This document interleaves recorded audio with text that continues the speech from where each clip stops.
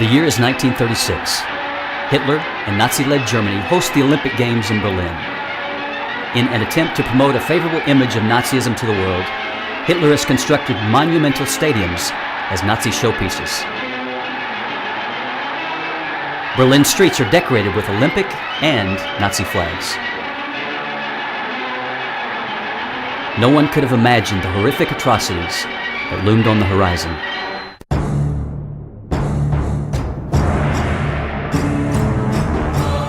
The year is 1942.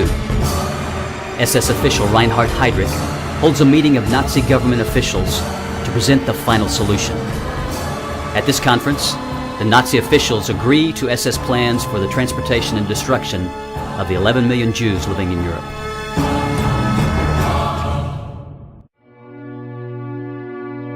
The Nazis established death camps in Poland and throughout Europe.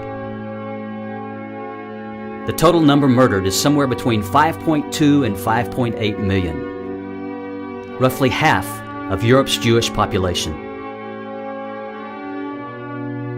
Millions were transported to these camps under the guise of a resettlement of the Jews to the east.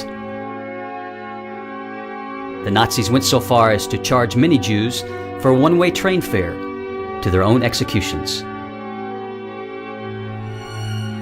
And often, just prior to their murder, guards had the unknowing victims send reassuring postcards back to relatives.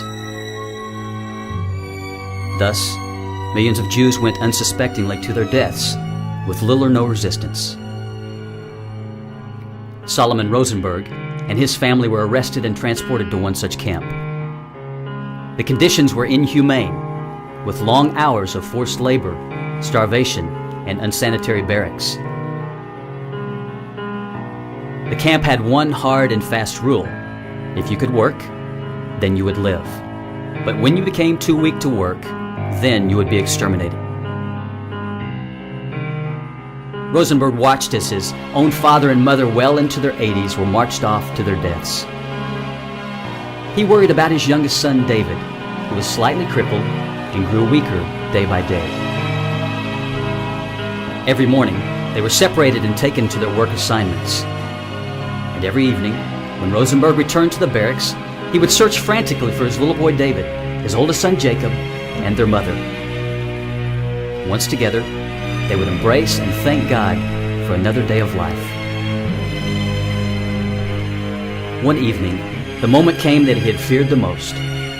As Rosenberg searched the barracks, his family was nowhere to be found. And finally, he discovered his oldest son Jacob huddled down in a corner, weeping. "Jacob, tell me it isn't true. Did they take David today?"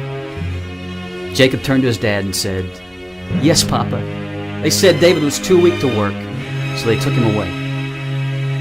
But Solomon asked, "Where's Mama? She is still strong." And Jacob, barely able to speak, looked through tear-filled eyes and said, "When they came for David, he was afraid and cried. And so Mama said, 'Don't cry, David. I will go with you and hold you close.' And then Mama went with David to the death chamber so he wouldn't be afraid." That is the love of a mother for her child. And that is the kind of love that God has for you.